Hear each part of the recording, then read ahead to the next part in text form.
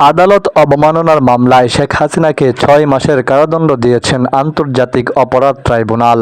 এছাড়া একই মামলায় গাইবান্ধার গোবিন্দগঞ্জ ছাত্রলীগ নেতা শফিকুল আকন্দ বুলবুলকে ২ মাসের কারাদণ্ড দেওয়া হয়েছে।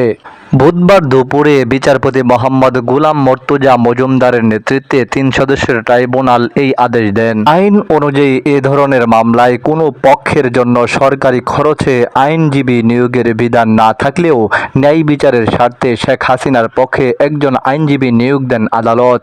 অ্যামিকাস কিউরি নিয়োগের পর প্রসিকিউটর গাজী এম.এইচ তানিম সাংবাদিকদের বলেন, ক্ষমতাচ্যুত প্রধানমন্ত্রী শেখ হাসিনা ও নিষিদ্ধ সংগঠন ছাত্রলীগ নেতা শাকিল আলম বুলবুলের বিরুদ্ধে আদালত অবমাননার অভিযোগের শুনানিতে একজন অ্যামিকাস কিউরি আদালত বন্ধু নিয়োগ দিয়েছেন আন্তর্জাতিক অপরাধ ট্রাইব্যুনাল। এর আগে আমার বিরুদ্ধে ২২৭টি মামলা হয়েছে, তাই ২২৭ জনকে হত্যার লাইসেন্স পেয়ে গেছি, এমন বক্তব্যের শেখ হাসিনা একটি অডিও ভাইরাল হয়। পরে পুলিশের অপরাধ তদন্ত বিভাগ সিআইডি ওই কথোপকথনের ফরেনসিক পরীক্ষা করে সততা পায়। এরপরই আদালত অবমাননার আবেদন দাখিল করা হয় ট্রাইব্যুনালে।